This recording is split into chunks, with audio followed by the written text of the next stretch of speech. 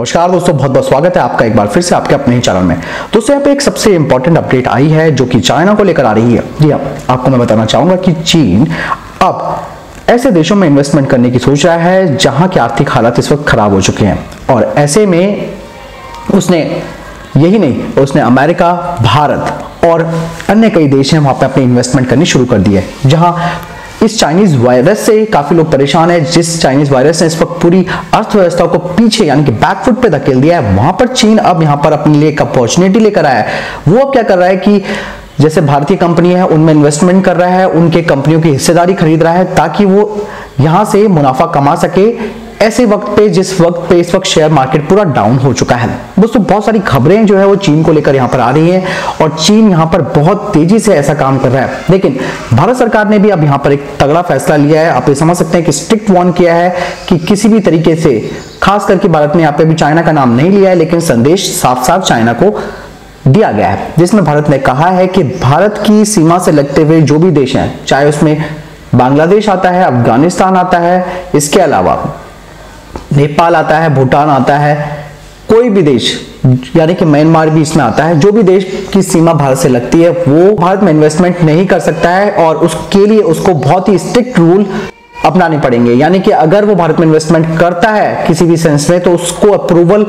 की जो गाइडलाइंस है वो इतनी टफ हो जाएंगी कि वो शायद इन्वेस्टमेंट नहीं कर पाएगा, और ये चाइना को देखते हुए भारत सरकार ने ऐसा किया है। दोस्तों हाल ही में ये मामला आया है चीन की तरफ से। जी हाँ, चीन ने भारत की जो HDFC बैंक है उसमें अपनी जो हिस्सेदारी थी 0.8 से बढ़ाकर 1% कर दी है, और ये मुद्दा काफी तूल पकड़ा कि आखिर इतने में जब पूरी अर्थव्यवस्था मंदी के दौर से गुजर रही है तो ऐसे में चीन अपनी हिस्सेदारी किस तरीके से बढ़ा सकता है। इसी वजह से हमारी जो सरकार है वो सत्ते में आई, उसने फिर कड़े से कड़े फैसले लेने शुरू किए। इसी वजह से अब चीन की इन्वेस्टमेंट भारतीय कंपनियों में करना मुश्किल हो गया, यानी कि यहाँ पे चीन को भी भारत ने तगड़ा जवाब दे दिया है। दोस्तों यहाँ पे मैं आपको बताना चाहूंगा कि किसी भी कंपनी को अगर इन्वेस्टमेंट करनी होती है भारत में, खासकर की विदेशी कंपनी को, तो उसको दो मेथड अपनाने पड़ते हैं। एक होता है कि ऑटोमेटिक, जिसे हम कहते हैं कि स्वचालित प्रक्रिया होती है, दूसरा होता है कि सरकार से मंजूरी लेने की। तो चाइना ने जो ये ऑटोमेटिक वाली प्रक्रिया है जिसमें कि सरकार के कुछ नियम तय होते हैं और इसमें किसी सरकारी कंपनी से पूछने की जरूरत नहीं पड़ती है, इसके तहत इन्वेस्टमेंट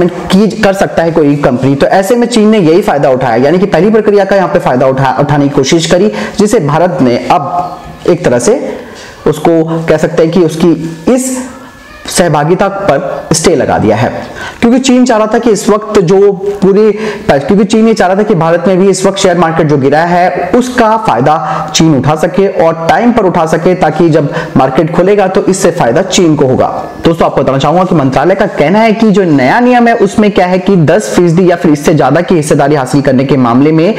ये जो भारत सरकार का नया फैसला है वो लागू किया जाएगा। लेकिन रक्षा, अंतरिक्ष और बंदरगाह जैसे जो 17 ऐसे सेक्टर हैं वो काफी संवेदनशील बना दिए गए हैं, यानी कि यहाँ पर अब इन्वेस्टमेंट करना काफी टिपिकल हो जाएगा किसी भी विदेशी कंपनी को। और ऐसे में इन्वेस्टमेंट करने से पहले सरकार से बहुत ज्यादा जरूरी है मंजूरी की शर्तों को पूरा करना, जो कि भारत सरकार अब जो नए नियम यहाँ पे लागू करने वाली है। दोस्तों यहाँ पे मैं आपको बताना चाहूंगा कि पिछले एक साल में चीन की तरफ से देश में करीबन 15,000 करोड़ रुपए का इन्वेस्टमेंट आया है, और साथ ही उसने स्टार्टअप में भी इन्वेस्टमेंट करना शुरू किया है। चीन की रफ्तार निवेश करने की और देशों से ज्यादा है, इसलिए वो फटाफट ऐसा इन्वेस्टमेंट कर रहा है क्योंकि पैसा उसके पास बहुत ज्यादा मात्रा में है, तो वो इन्वेस्टमेंट जल्द से जल्द करता है और देशों की तुलना में। और देश सोचने का मौका लेते हैं, सोचने का समय लेते हैं, वक्त लेते हैं, लेकिन चीन ऐसा कुछ नहीं सोचता। यही वजह है कि आज चीन ने पाकिस्तान और जो उसके आसपास की जो कंट्रीज हैं वहां पर भी इसने जो अपना CPEC अपना बना रहा है, जो इसके अलावा one belt and road initiative है, BRI प्रोजेक्ट है, वहां पर भी इसने तगड़ा इन्वेस्टमेंट किया है ताकि चीन उसका फायदा आने वाले समय में उठा सके। यही नहीं दोस्तों, आपको बता दें कि इस समस्या से निपटने के लिए इस वक्त जर्मनी, ऑस्ट्रेलिया, स्पेन और इटली जैसे देशों ने भी इस तरीके की जो चीन की इन्वेस्टमेंट आ रही थी उसको रोकने का फैसला ले लिया है। यानी कि चीन को यहाँ पे एक तरफ दोहरी मार झेलनी पड़ रही है, क्योंकि सबको पता है कि चाइनीज वायरस ने पूरे वर्ल्ड को इस वक्त परेशान कर रखा है, सबको बैकफुट पे धकेल दिया, और ऐसे में अगर इन्वेस्टमेंट कर रहा है तो ये अपने आप में एक आप समझ सकते हैं कि शातिर वाली बात हो सकती है। तो दोस्तों आपने आप ये समझ लिया कि किस तरीके से चीन की इन्वेस्टमेंट ऐसे समय में आ रही जिस वक्त देश और विदेश सब जगह हाहाकार मचा हुआ है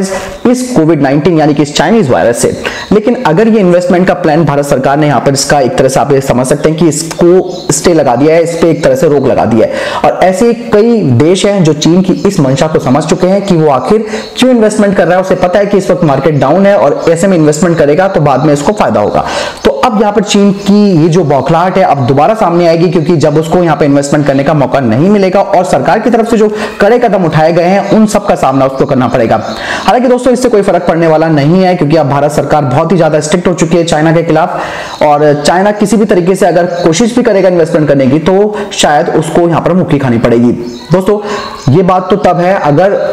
हमारी रक्षा यानी कि जो हमारी डिफेंस कंपनियां हैं, इसके अलावा जो हमारे आंतरिक सेक्टर है वहां पे अगर चाइना इन्वेस्टमेंट करने की सोचे तो सोचो क्या होगा। वहां पे इन्वेस्ट करने का कितना बड़ा आप ये समझ सकते हैं नुकसान हमको हो सकता था, कई सारी चीजें प्रॉब्लम हो सकती थी यहाँ पे। लेकिन भारत ने यहाँ पर जो डिफेंस सेक्टर है, क्योंकि डिफेंस सेक्टर में भी एफडीआई को मंजूरी दे दी गई है, लेकिन एक हद तक यानी कि ज्यादा इन्वेस्टमेंट भी कोई विदेशी कंपनी नहीं कर सकती है। तो ऐसे में चाइना को तो यहाँ पे लिस्ट से ही बाहर किया हुआ है भारत ने। तो दोस्तों एक बहुत अच्छा कदम माना जा सकता है भारत सरकार का। बाकी आपका क्या कहना है चीन की इस एफडीआई पॉलिसी में, क्या मंशा है चीन की, आपको क्या लगता है? आप जरूर अपने कमेंट मुझे कमेंट बॉक्स पर लिखकर बताएं। इस वीडियो के लिए इतना ही, मिलता है नए वीडियो के साथ, तब तक अपना ख्याल रखिएगा। जय हिंद, जय भारत।